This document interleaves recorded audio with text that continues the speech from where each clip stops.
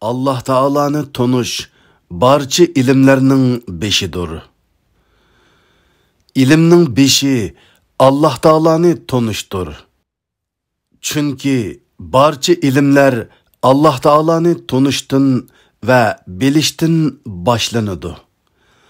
Allah Taala'nı biliş ilimlerinin en kattisi ve en ehemmiyetlikidir. Çünkü insanın iki alemlik bəxt saadeti Allah Taala'nı tonuş bilen boladı.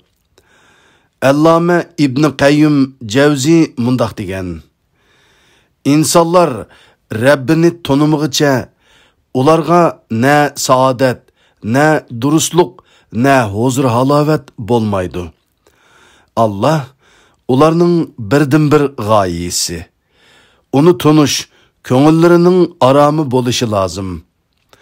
Navada ular bunu yoqtup koysa, ular başka canlıklardan mı yaman halgı düşüp kalgan boludu.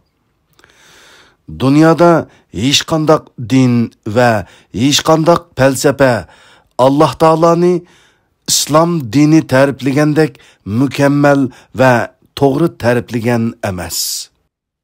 Allah Taala ezelden mevcut bolgan, ebedi mevcut boladigan, hemmini yaratkan ve hemmini perviş qilib, hemmi canlıklarga rızık berip turvatkan çin yürektin söylüşke, ibadet ve itaat kılınışka tamamen haqliq bolgan yekki yegane ilahdır.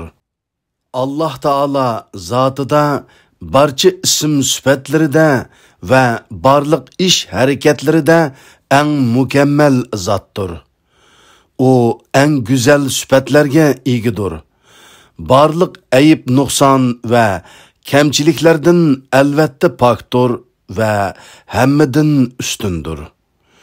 O cimi mahlukatıga nahayeti bek rahim şefkatliktir. Bendelerige ularning can tomuridan mu bek yakındır. Barcha mahlukat onunga muhtajdır. Aksice o hiç kimge muhtaj emasdır. O balalık bolgan mı emas, tuğulgan mı emas. Hiç kim onunga tengdaş bolalmaydı. Allah Taala mutlak küş kudret, çeksiz ilim hikmet, güzel sanat ilgisi bulup, kainattaki güzellikler, onun güzel sanatının ve çeksiz kudretinin alametleridir.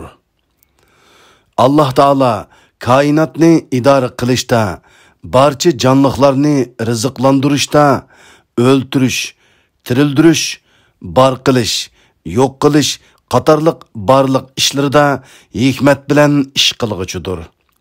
Adalet bilən hüküm qılğıcıdır. Onun hiç qandaq şeriki yoki yardımcısı yoxdur. İnsanda muşu aqide, muşu düşənçə yerləşkəndən keyin onun hayatında toluq bir xatircəmlik, qanaat ve huzur halavet hüküm sürüdü. Çünkü o özünün adaletlik, doğru iş kılıdığan, rahim şefkatlik, ilim hikmetlik bir ilahның başqurışı astıda ikenlikini his kılıdı da gam kaygı ve endişi digerler onun hayatıdan orun tapalmaydı. Neticede hayatının temini ve halavetini toluq tetiydi. Dünyada bunundan mı artıq bəxt saadet var mı?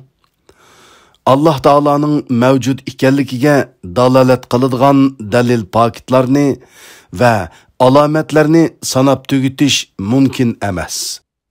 Allah Taala'nın mahlukatının saniçi deliller onun barlığına keskin dalalet kılıdı. Şeksiz ki asmanlarda ve zımında müminler üçün Allah'ın kudretine dalalet kılıdığan nurgun deliller var. Yani iyi insanlar, yani şu sizlerinin Rabbinlar bolgan Allah'tır. Allah'tan başka hakiki ilah yoktur. O hemme nersinin yaratkucusudur. Onunğa ibadet kılınlar. O hemme nersige hamidir. Şübhəsizki sizlərning Rabbinglar osmonlarni va zaminni 6 kunda yaratgan. Ondan arshining ustiga o'ziga loyiq ravishda o'rligan. Kechi bilan kunduzni yeyib bir-birini qo'g'lishadigan quyosh, oy va yulduzlarni o'zining amriga bo'ysunadigan qilib yaratgan Allohdir. Bilinglarki, yaratish va amr qilish Allohning ilkididir. Olamlarning Rabbi Allohning barkati buyukdir. Zahat 1. Jasiya surasi 3-oyat. 2. An'am surasi 102-oyat. Bir shoir mundaq degan ekan: Har narsada Alloh uchun bar alomat, birligiga qiladi shaksiz dalolat. Misrlik mashhur da'vatchi olim Notiq Abdulhamid Kishik bir she'rida mundaq degan: So'ra dashti cho'llardan, so'ra igiz tog'lardan, so'ra oqqan suvlardan, so'ra yeshil bog'lardan, so'ra güzel bo'stondan, so'ra chichak shabnamdan, anglaydigan madihini so'ra barcha olamdan.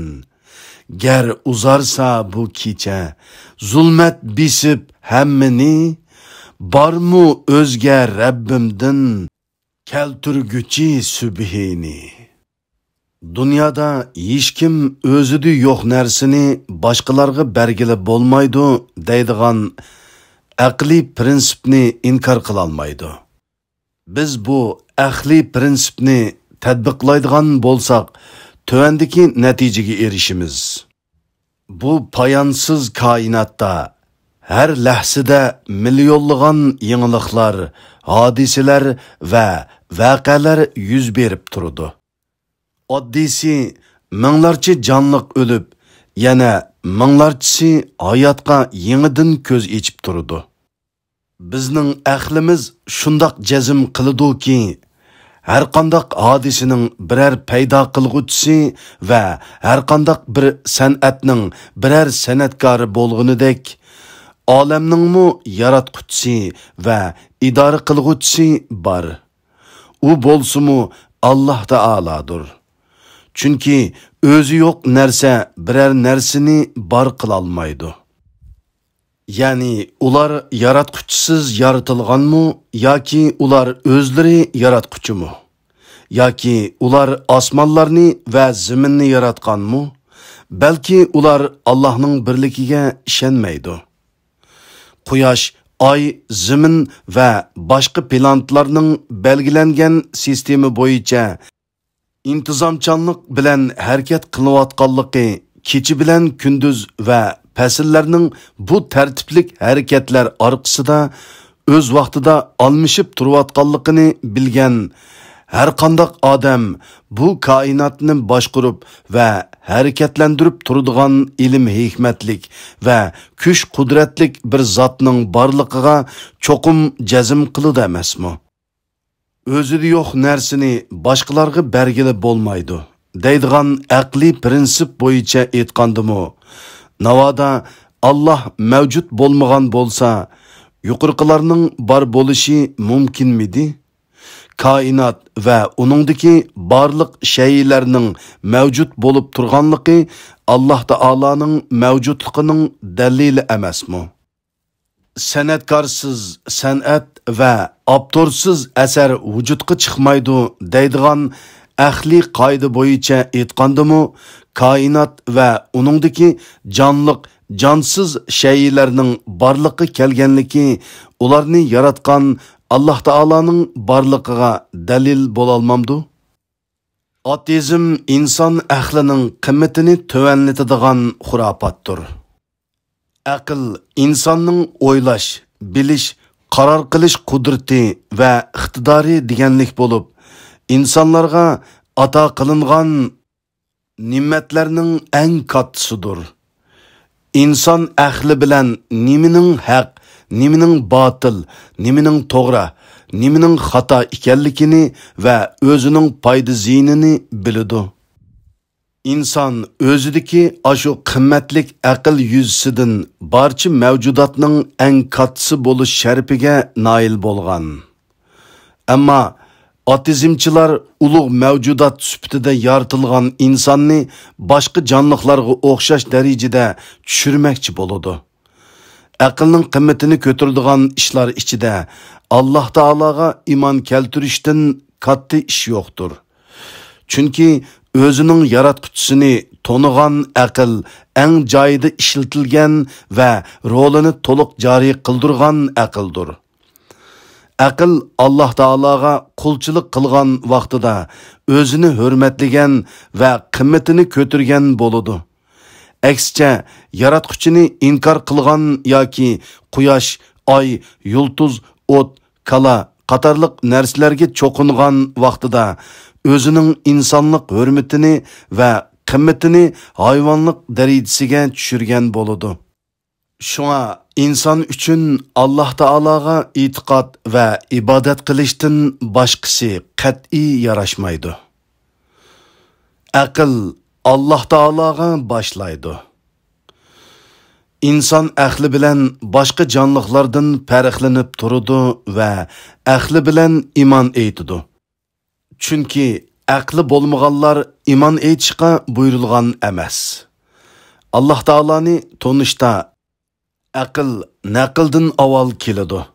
Shunga atizmchilar bilan munozir qilishganda ularga Qur'oni Karim oyatlari va hadislardan dalil keltirishning foydasi bo'lmaydi. Chunki ular uningga ishonmaydi. Shunga ularga aqli dalillarni keltirish kerak. Kainat va uningdagi jonliq, jonsiz barliq shaylarning qandoq paydo bo'lganligi haqida izlanib, uningga javob topmoqchi bo'lgan odam tövendeki 4 javobdan boshqasini topolmaydi. Birinchi, kainat va uningdagi shaylar o'zligidan paydo bo'lgan. Ya'ni moddaning zarralari, parchalari aql, idrok va tafakkur qilish qobiliyatiga ega. Ana shu aql idroklik zarralar kainat va uningdagi barliq shaylarni vujudga chiqargan deyish. Bundaq javob aqlga hargizmi muvofiq kelmaydi. Chunki tosh, suv, havo, tuproq qatorliq moddalarda aql, idrok va tafakkur qilish qobiliyatining yo'qligi hammaga ma'lum. Tarixdan beri hech bir zaman ularning aql, idrok va tafakkur qilish qobiliyatiga, shundaqla yaratish qudratiga ega bo'lganligi ma'lum emas. Ahvol bundaqkan, hech qanday aql, idrok yoki kuch-quvvatga ega bo'lmagan moddalarning koinotni emas, o'zlarini barliqqa keltirolmaydiganligi nihoyat aniqdir. Shuning uchun bu javob hech qanday ilmiy asosga ega bo'lmaganligi uchun rad qilinadi. Ikkinchi, koinot va uningdagi shaylarni tabiat yaratgan deyish. Agar biz javobni berguchilardan tabiat degan nima deb so'raydigan bo'lsak, ulardan ba'zilar tabiat kainatning manzarasidir deb javob berdi. Buningdan ma'lum bo'ladi-ki, kainat bo'lmasa, tabiatmi bo'lmaydi. Chunki bir narsaning manzarasi shu narsa mavjud bo'lgandila, andin mavjud bo'la oladi. Undaqda tabiat burun o'zi yo'q turib, qandoqmi kainat va uningdagi shaylarni yarata oladi?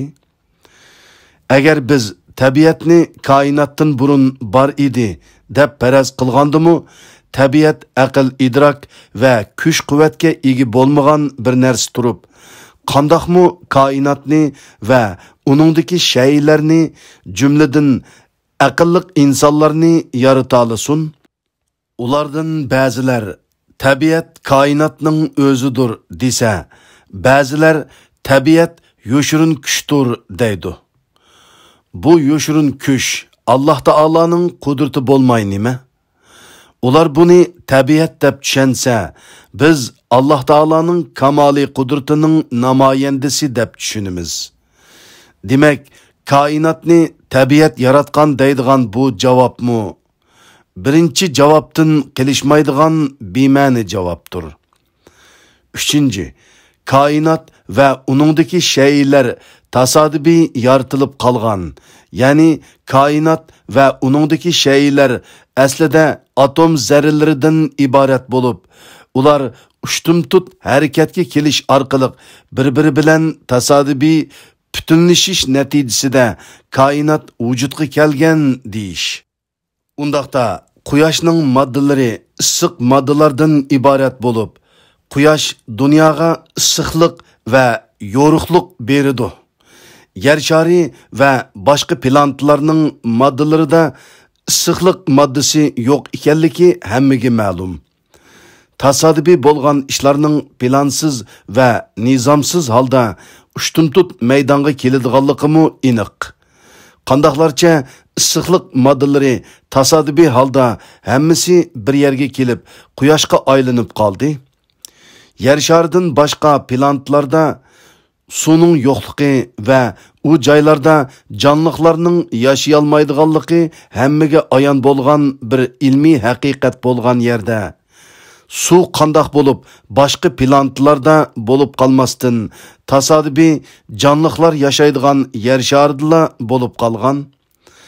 Koinot va uningdagi barliq mavjudot intayin inchki nizom va mukammal qonun sistemasi bilan harakat qiladi. Tasodifiy bo'lgan ishlar nizomsiz va plansiz bo'ladi. Bu holda koinot va uningdagi mavjudotlarning harakat qilishidagi nizom va qonun sistemalar nadan keldi? Tasodifiylik o'zida bo'lmagan nizom va qonun sistemalarni koinotga qandoqmi bera oladi? Demak, koinot va uningdagi shaylar tasodifiy paydo bo'lib qolgan degan javob haqiqatga uyg'un kelmaydigan, hech qanday ilmiy asosi bo'lmagan sapsatidir. 4. Koinot va uningdagi barliq shaylarni Alloh taolo yaratgan deyish. Yuqorqi 3 xil javobning hech biri ilmiy asosga tayanmaganligi va aql mantiqiga uyg'un kelmaganligi sababli rad qilinganligidan ma'lum bo'ldiki, koinot va uningdagi jonliq, jonsiz barliq shaylar ilm hikmatlik va cheksiz qudratlik komil bir zot tarafidan intayin inchki nizom va puxta planlar bilan yaratilganligi shak qabul qilmaydigan birdan bir haqiqatdir. U zot bo'lsimi Alloh taoladir. Uning ustiga Alloh taolo koinot va uningdagi jonliq, jonsiz bütün shaylarni o'zining yaratganligini e'lon qilib mundoq degan: "Ey insonlar, ana shu sizlarning Rabbinglar bo'lgan Allohdir. Allohdan boshqa haqiqiy iloh yo'qdir. U hamma narsaning yaratquchisidir. Uningga ibodat qilinglar. U hamma narsaga homiydir." Alloh taoladan boshqa biri koinot yoki uningdagi shaylardan birarsini yo'qdan bor qilgan bo'lsa edi, u albatta o'zini e'lon qilgan va uning shuhrati dunyoga tunilgan bo'ladi. Masalan, tokni ijod qilgan Edisonmu o'zining bu ijodiyatini e'lon qilmay qolmagan. Xuddi Allama Muhammad Mutavalli Shayravi aytgandek, agar Alloh taoladan boshqa quyoshni yoki oyni va yoki biror jonliqni yaratgan birisi bo'lsa edi, u albatta o'zini e'lon qilmay qolmaydi. Chunki har qanday ijodkor o'zining ijodiyatini va o'zini dunyoga tunishtirishni xohlaydi. Bu ahvol shuni isbotlaydiki, hammaning yaratquchisi yegani Alloh taoladir. Alloh taoladan boshqa yaratquchi yo'qligi munozira qabul qilmaydigan birdan bir haqiqatdir. Mikrofon oldida Qaraxon.